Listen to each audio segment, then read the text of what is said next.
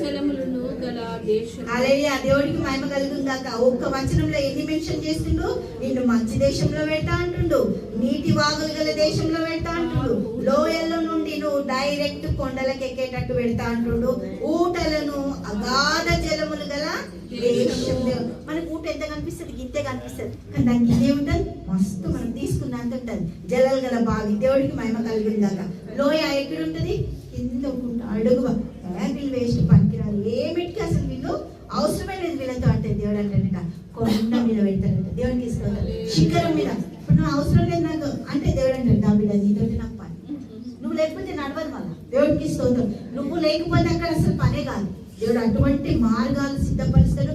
ఆ times and seasons అన్ని మార్చేస్తాడు. దేవుడికి మహిమ కలుగుతుంది. మంచి దేశం ఇచ్చినప్పుడు మంచి టైం కూడా ఇస్తాడు కదా, మంచి టైం ఇస్తాడు ఆయన. ఆ టైం ని మనం ఊహించలేదు. అది గోధుమలు, ఎవరు, ద్రాక్ష చెట్లు, అంజూరపు చెట్లు, ఎన్ని కావాలంటే అన్ని తవ్వుకోవచ్చు. ఎన్ని ఉన్నాయి? 7వ వచనంలో చెప్తుండు దేవుడు.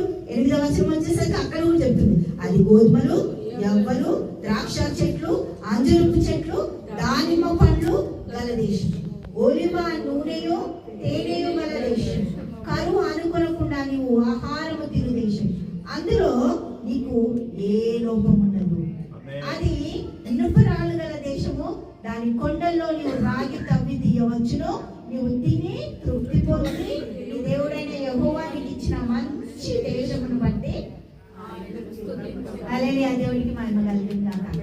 ఎవరిచ్చిందంట? అమ్మియలే. చెప్పండి పక్కన, మా అమ్మియలే, మా నాయన ఇయ్యలే, మనం చేసుకున్న భార్యలే, చేసుకున్న భర్తయలే, నా పిల్లలు కూడా ఇయ్యలే. ఏమిస్తుందంట? నీవు తిని తృప్తి పొంది నీ దేవుడైన యెహోవా నీకు ఇచ్చిన నాకు ఇచ్చిన దేవుడికి స్తోత్రం, నాకు ఇచ్చిన మంచి దేశమును బట్టి ఆయనను స్తుతింపవాలి. నేను నీకు ఆజ్ఞాపించు ఆయన ఆజ్ఞలను, విధులను, కట్టడాలను నువ్వు అనుసరింపక ఎట్టు కూడా నువ్వు దేవుడికి మహిమ కలుగును గాక. తోడొద్దంటుంది నీ దేవుడైన యెహోవాను మర్చిపోవద్దు.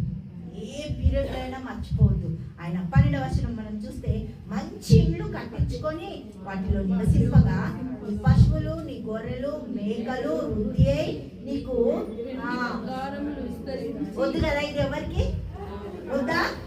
11వ వచనం ఏంటంటే, హల్లెలూయా, నీ పశువులు, నీ గొర్రెలు, మేకలు వృద్ధి అయి నీకు వెండి బంగారములు విస్తరించి నీకు కలిగినదంతా వర్ధిల్లినప్పుడు దేవుడికి మహిమ కలుగుగాక.